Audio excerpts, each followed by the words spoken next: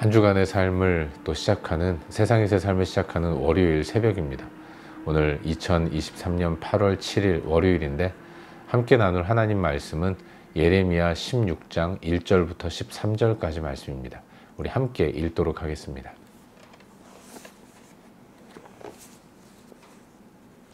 예레미야 16장 1절부터 13절까지 말씀 우리 함께 보도록 하겠습니다.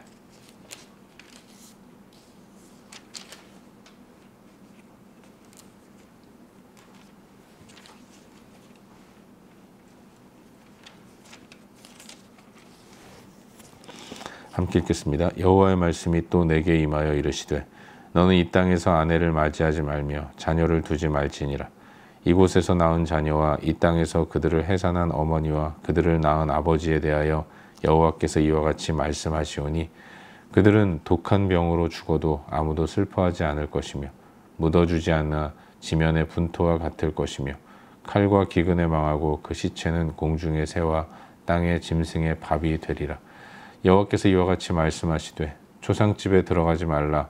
가서 통곡하지 말며 그들을 위하여 애곡하지 말라. 내가 이 백성에게서 나의 평강을 빼앗으며 인자와 사랑을 제함이라. 여호와의 말씀이니라. 큰 자든지 작은 자든지 이 땅에서 죽으리니 그들이 매장되지 못할 것이며 그들을 위하여 애곡하는 자도 없겠고 자기 몸을 베거나 머리털을 미는 자도 없을 것이며 그 죽은 자로 말미암아 슬퍼하는 자와 떡을 떼며 위로하는 자가 없을 것이며 그들의 아버지나 어머니의 상사를 위하여 위로의 잔을 그들에게 마시게 할 자가 없으리라. 너는 잔치집에 들어가서 그들과 함께 앉아 먹거나 마시지 말라. 만군의 여호와 이스라엘의 하나님께서 이와 같이 말씀하시니라. 보라, 기뻐하는 소리와 즐거워하는 소리와 신랑의 소리와 신부의 소리를 내가 내 목전 내 시대에 이곳에서 끊어지게 하리라. 내가 이 모든 말로 백성에게 말할 때에 그들이 내게 묻기를 여호와께서 우리에게 이 모든 큰 재앙을 선포하심은 어찌 됨이며 우리의 죄악은 무엇이며 우리가 우리 하나님 여호와께 범한 죄는 무엇이냐 하거든. 너는 그들에게 대답하기를 여호와께서 말씀하시되 너희 조상들이 나를 버리고 다른 신들을 따라서 그들을 섬기며 그들에게 절하고 나를 버려 내 율법을 지키지 아니하였음이라. 너희가 너희 조상들보다 더욱 악을 행하였도다. 보라, 너희가 각기 악한 마음의 완악함을 따라 행하고 나에게 순종하지 아니하였으므로 내가 너희를 이 땅에서 쫓아내어 너희와 너희 조상들이 알지 못하던 땅에 이르게 할 것이라. 너희가 거기서 주야로 다른 신들을 섬기리니 이는 내가 너희에게 은혜를 베풀지 아니함이라 하셨다 하라. 아멘. 한 주간의 세상에서의 삶을 시작하는 월요일 새벽입니다. 오늘도 또 그리고 이번 한 주간도 주일에 주신 은혜 그리고 매일 새벽마다 주시는 은혜로 매 순간 승리하는 그런 복된 한 주간을 사는 우리 모두가 될 수 있기를 주의 이름으로 축원합니다. 우린 요즘 계속해서 새벽 시간을 통해서 예레미야서 말씀을 함께 묵상하고 있습니다. 오늘은 방금 읽은 말씀인 예레미야 16장 1절부터 13절까지의 말씀을 살펴보는 가운데 우리에게 주시는 은혜와 도전들을 함께 나누기 원합니다. 하나님은 선지자를 택하시고 세우십니다. 그리고 그를 통해서 하나님 당신의 뜻과 계획들, 하나님께서 자기 백성에게 전하시고자 하는 메시지를 선포하게 하시죠. 근데 그 방법이 말로 전하는 것도 있지만 때로는 삶으로 메시지를 전하는 경우도 있어요. 또한 어떠한 퍼포먼스를 통해서 하나님의 뜻을 전달하게 만들기도 하십니다. 하나님은 예레미야를 택하시고 그를 선지자로 세우셨습니다. 그리고 예레미야 선지자를 통해서 그가 일반적 통념으로 이해하기 어려운 삶의 모습을 살아가도록 명령하시고 거기에 순종한 예레미야의 삶의 모습을 통해서 하나님 백성들에게 전하시고자 하는 메시지가 있었던 거죠. 사람들은 예레미야가 일반의 상식과 반하는 행동들을 하는 것을 바라보면서 의문을 품게 되겠죠. 그걸 궁금해서 물을 때에 질문하는 백성들에게 하나님의 뜻을 전하도록 하는 방식으로도 하나님의 메시지를 전하게 하신 겁니다. 하나님은 오늘 본문을 보시면 예레미야에게 세 가지를 명령하십니다. 너는 혼인하지 말라라고 말씀하세요. 아내와 자녀를 두지 말라고 말씀하십니다. 가정을 꾸리지 못하도록 하시는 거죠. 여러분, 요즘에는 독신도 많고 또 부부끼리만 사는 경우도 많이 있지만, 당시에는, 예레미야가 말씀 선포하는 당시에는 독신이라는 말이 없을 정도로 결혼은 그야말로 상식에 해당하는 것이었습니다. 자녀를 갖는 것, 그리고 가정을 이루는 것은 대단히 일반적인 일이었는데, 그런 시대적 상황에서 하나님이 예레미야에게 결혼을 금하시는, 자녀 없는 삶을 살도록 명하신다는 것은 이것 자체가 상당한 파격적인 일이었던 거죠. 하지만 그렇게 하신 이유는 앞으로 펼쳐질 하나님이 일으키시는 심판의 때가 그토록 대단히 크고 무섭고 두려운 상황이 펼쳐질 것이다 라는 것을 예레미야의 삶을 통해서 선포하시기 위함이었던 것입니다. 또한 하나님은 예레미야에게 초상집에 가지 말라라고 말씀하십니다. 슬픔을 당한 사람을 바라보면서 함께 울고 함께 있어주는 것은 지극히 당연한 것이었고, 현대사회보다 고대사회가 더 그러한 모습이 강하고 또 컸는데, 그럼에도 불구하고 이런 일반적인 삶의 모습을 선지자에게 하지 말라라고 하나님이 명령하고 계신 겁니다. 이 또한 메시지가 있었던 거죠. 이것은 앞으로 임할 재앙에 하나님의 위로와 격려가 결코 없을 것이다라는, 하나님이 자비를 베푸지 않겠다는, 회개하지 않는 자에게는 위로도 없다는 것을 선지자가 슬픔 당한 초상집에 가지 않는 이와 같은 행위로 하나님은 당신 백성에게 나타내신 것입니다. 앞으로 임할 심판과 그 심판을 다루시는 하나님의 모습에 대해서 선지자는 그와 같이 초상집에 가지 않는 모습을 통해서 전해야 했던 것입니다.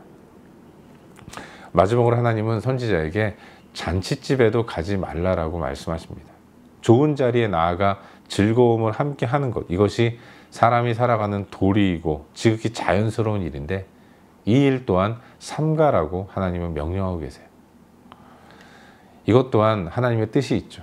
이제 곧 임하게 될 하나님의 심판의 때에는 기뻐하는 소리와 즐거워하는 소리, 신랑과 신부의 기뻐하고 즐거워하고 웃는 소리가 끊어지게 될 것이다 라는 것을 나타내시고 선포하시기 위해서 하나님은 선지자 예레미야에게 잔치집에도 즐거운 자리에도 가지 말라라고 말씀하고 계신 것입니다. 여러분, 이와 같이 범상치 않은 삶을 살아가는 선지자의 생활은 그걸 보는 사람들로 하여금 의문을 갖게 만듭니다. 왜 저럴까? 왜 저렇게 행동할까? 궁금해하고 의문을 갖게 되는 것이고, 그때 그렇게 당신은 왜 이런 삶을 삽니까? 이렇게 질문할 때 그 이유를 설명하는 가운데 하나님의 뜻을 선포하도록 명령하고 계신 거예요. 백성들은 왜 우리가 심판을 받아야 합니까? 우리의 죄가 무엇이고 우리가 뭘 그렇게 대단히 잘못했길래 하나님의 심판을 받아야 합니까? 라는 것을 선지자가 행하는 모습을 보면서 질문하게 되는 거죠. 그때 하나님은 선지자의 입술을 통해 선포하게 만드십니다. 그 이유가, 저들이 심판을 받아야 하는 이유가 저들의 조상들이 우상을 숭배했기 때문이라는 것을 나타내게 만드세요. 또한 조상들만 하나님 버리고 우상 숭배를 자행한 것, 하나님의 말씀의 법도와 율례를 지키지 않은 것, 이것이 심판의 이유가 되지만 그것만이 아니라, 조상들만의 범죄가 아니라 너희는 조상들보다 더하다라는 것을 선포하도록 만드시는 겁니다. 각기 마음의 완악함을 따라서 행하고 하나님 앞에서 순종하지 않는 삶을 살았다는 것이죠.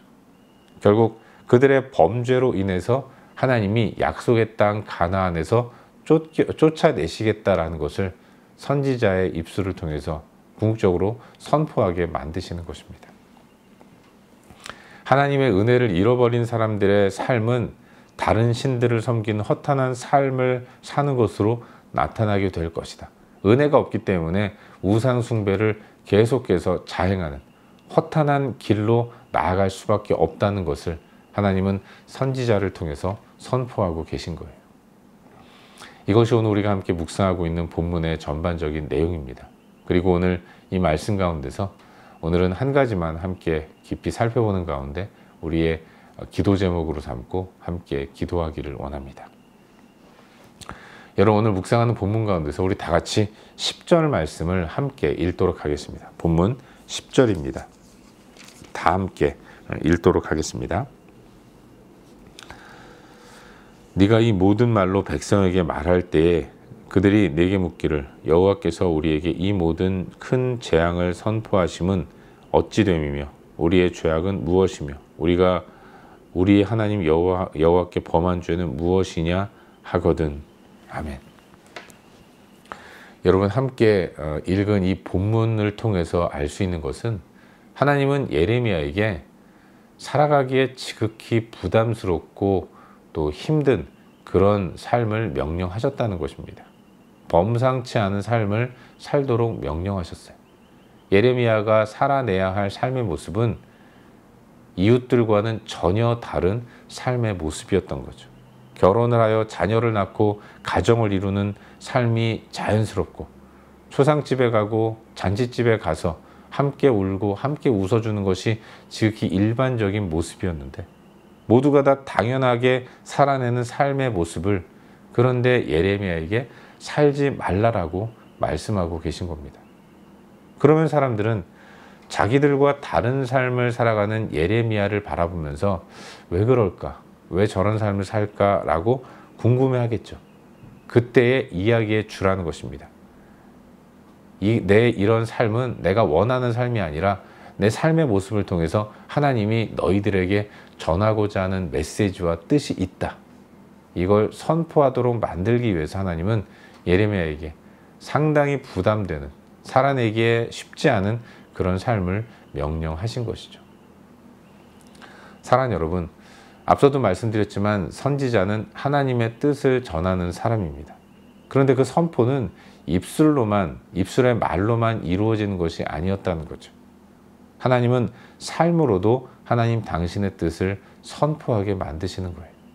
선지자의 독특한 삶의 모습을 보면서 사람들은 의문을 품게 되는 것이고, 그 가운데서 선지자 앞으로 나오는 자들에게 하나님의 뜻을 전하도록 만드시는 방식으로 하나님은 당신의 메시지를 선포하고 계시는 것입니다.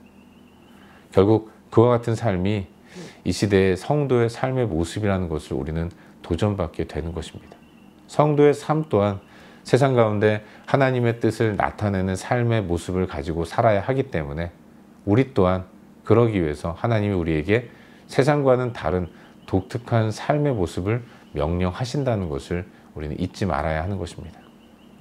여러분, 우리는 세상과 다른 독특하고 다른 삶을 살아야 합니다. 그걸 통해서 하나님의 뜻과 계획을 선포하는 사명이 우리 가운데 있는 거예요. 그와 같은 삶을 가리켜서 거룩이라고 이야기를 하는 겁니다. 우리의 거룩한 삶을 통해서 하나님의 뜻과 계획을 나타내는 그런 삶을 살아야 하는 것이죠. 이스라엘은 주변의 이방 나라와는 다른 삶을 살아야 했습니다. 저마다 왕이 있어요. 그 왕이 백성들 위에 군림해서 모든 백성이 왕 하나만을 바라보면서 왕을 위해 존재하는 백성으로 사는 것이 이스라엘 주변의 민족들의 삶의 모습이었습니다. 그런데 하나님은 자기 백성을 하필이면 그런 삶을 살아가는 이방 나라 한복판으로 들어가게 하십니다. 그리고 그 땅에서 주변 나라들이 바라보는 가운데 이방 나라들과는 전혀 다른 삶의 모습을 가지고 살았던 거죠. 여러분, 이스라엘은 왕이 눈에 보이지 않았습니다. 이방 나라들은 언제든 하시라도 왕궁에 달려가서 왕을 아련하면서 왕에게 부탁도 하고 얘기도 하면서 때도 쓰고 이런 삶을 살아갔는데, 이스라엘 백성들은 눈에 왕이 보이지 않아요. 하나님이 보이지 않는 겁니다. 제사장을 통해서 하나님 앞에 제사하고 세우시는 선지자, 사사를 통해서 하나님의 뜻을 전달받고 그 뜻대로 살아가는 것입니다. 이런 불편한 삶을 그럼에도 불구하고 살아갔던 것이죠. 많은 이방 나라들이 그런 이스라엘 백성들을 바라보면서 궁금해할 겁니다. 왜 저들은 우리와 다른 삶을 사는가?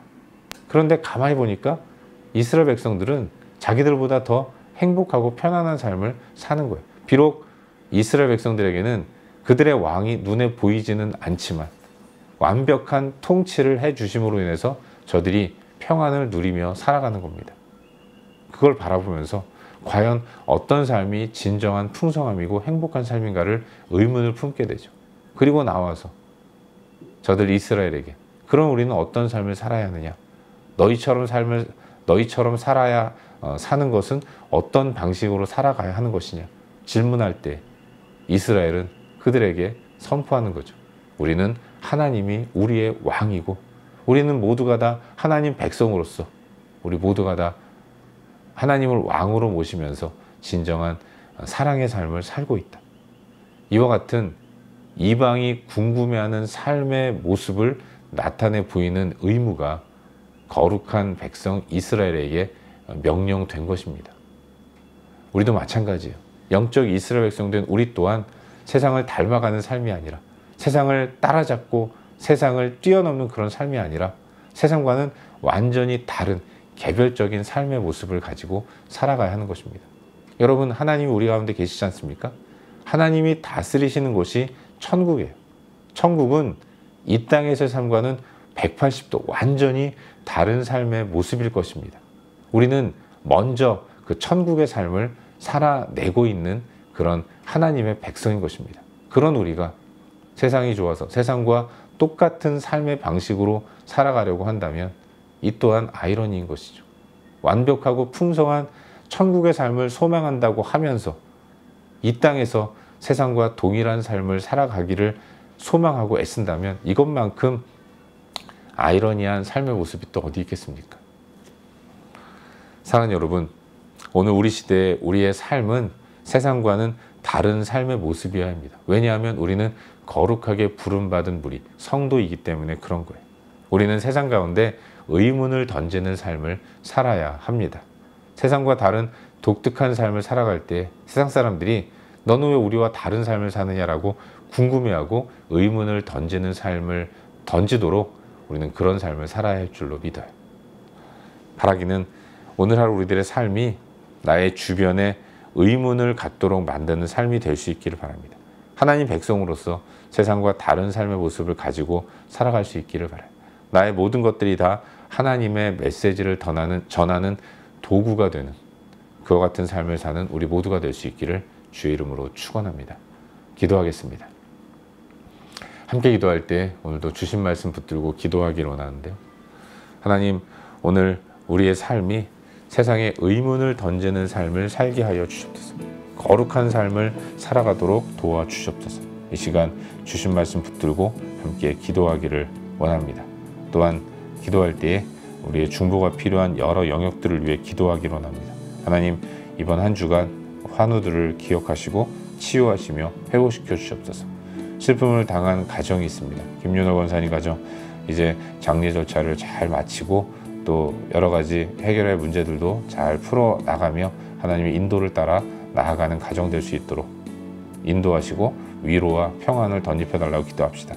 또한 말 못할 고민으로 여러 가지 문제들로 기도하는 자들, 하나님 그들에게 길을 열어달라고 기도하시고 또 우리 선교사님들과 또 이 땅과 조국 대한민국을 위해서 교회를 위해서 여러 가지 부분에 중보할 영역들을 위해 기도하신 이후에 각자 개인적인 기도 제목 가지고 기도하시다가 일상의 삶의 자리로 나아가도록 하겠습니다. 함께 기도합시다.